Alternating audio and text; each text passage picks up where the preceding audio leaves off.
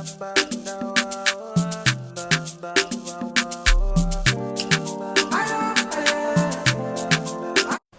do you know about the Equatorial Guinea?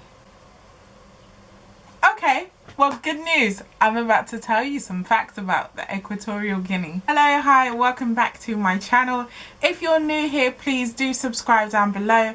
My name is Adeola and I upload videos about Africa, the black community and growing as a whole. So if you're interested in videos on those topics, please do subscribe down below and join our community. So like my intro said, you're about to learn some facts about we're all about to learn some facts about the Equatorial Guinea. This country, often underestimated, often overlooked in Africa, but it's actually a very interesting country. So let's get into it. Before we start, please do go check out my website, adeafrica.com. I upload a plethora of information about different African countries, and I have a basic travel guide to the Equatorial Guinea. So if you're looking to go to the Equatorial Guinea, I do highly recommend you go check out my website, adeafrica.com, and make sure you follow us on our socials as well, at adeafrica_ for the Instagram and adeafrica travel for our Facebook and Twitter pages. So make sure you do go check out our social media handles as well. So let's get into this video. So the Equatorial Guinea is actually the only African country with Spanish as its official language, as it was a former colony. The neighboring countries of Equatorial Guinea include Cameroon and Gabon.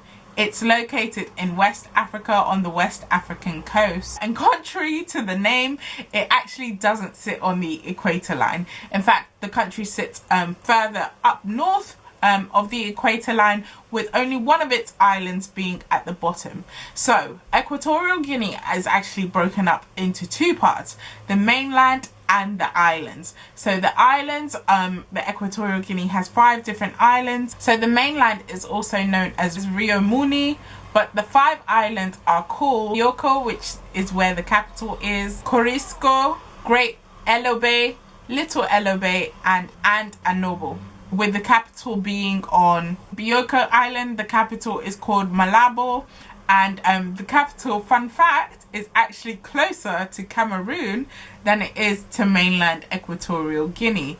The reason for the capital being an island probably stems back to slavery, but the government are planning to create a new capital called Oyala in the Djibolo jungle region.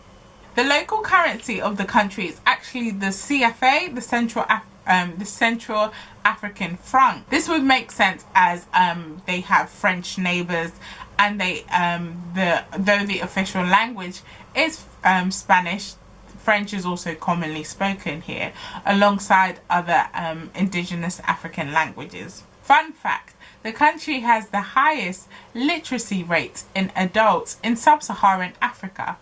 But another fun fact, the country also only has 1 university, so that's a very interesting dynamic. This is probably due to the country's population being so small. However, it is an interesting fact. The majority of people in this country are Christian, with about 93% of the country being Christians. The Basilica of Immaculate Conception is actually the second largest basilica after the one in Cote d'Ivoire, the one in the Ivory Coast, which is the Basilica of Our Lady of Peace, but it's the second largest basilica in Africa, located in Mongomo. The country, Equatorial Guinea, is home to Corisco Island, which has amazingly beautiful beaches, but it also has a gruesome story. The country is said to have the oldest human cemetery in Africa. Despite being so small, the country is actually home to vast plant and animal life.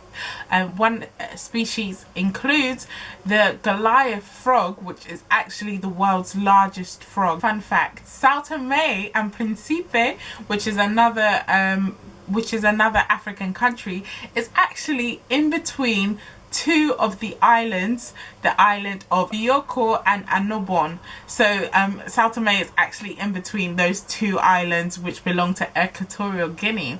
I wonder if that makes it classified as an enclave then, or not. 80% of the country's population actually live on the mainland, and a large majority of them live on the largest city, which is on the mainland, and it's called Bata. The highest peak in the country is called Pico Basil, which is also an active volcano which last erupted in 1932. I hope I said that right. Pico Basil. That country is actually home to Africa's highest GDP per capita. Since they discovered oil reservoirs in 1995, the country's economy has boomed, and this can be seen in a lot of infrastructure being built up, such as roads, houses and things like that. Having said this though, the wealth is not evenly distributed in the country. The wealth only stays in a few pockets, and it's very evident to see as over 2/3 of the country's population actually live in poverty. Equatorial Guinean president is called Teodoro Obiang Mbasongo. Is said to be worth over $600 million.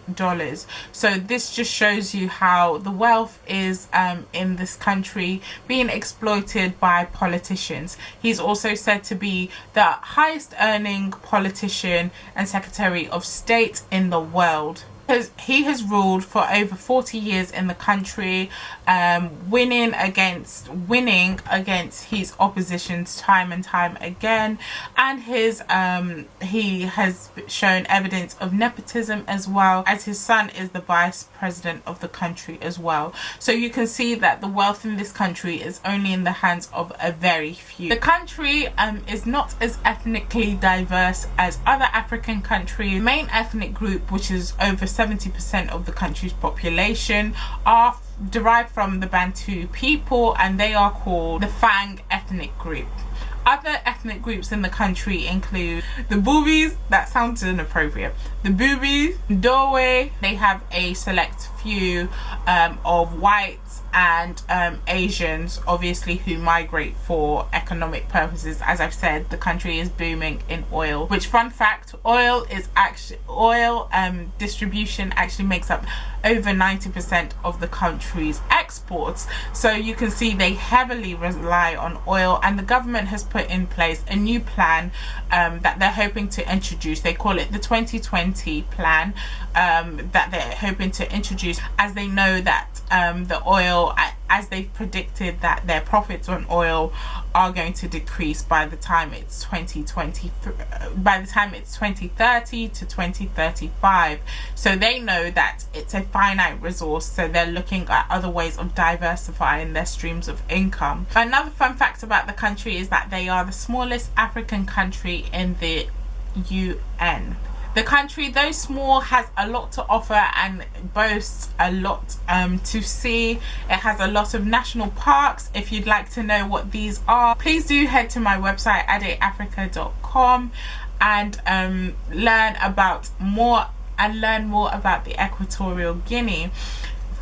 An additional fun fact, the Equatorial Guinea actually doesn't have any UNESCO World Heritage Sites, but I believe that there probably are some sites with great historical elements to them that have just not been recognized, as the government doesn't really have a tourism industry structure put in place.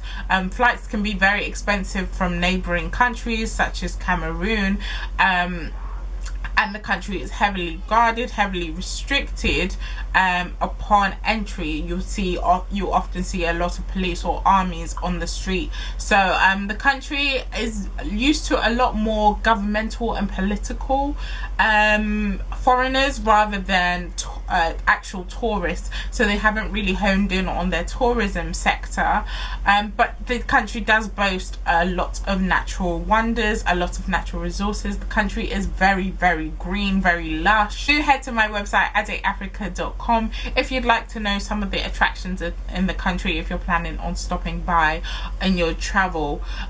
So yes, thank you for watching my video. I hope you liked it. If you did, please like, share, subscribe, all that good stuff, and I'll see you in my next video. Please do let me know in the comments below what else you know about the Equatorial Guinea, and do go follow us on our socials, AdeAfrica_ on Instagram and AdeAfrica Travel on our Facebook and Twitter pages.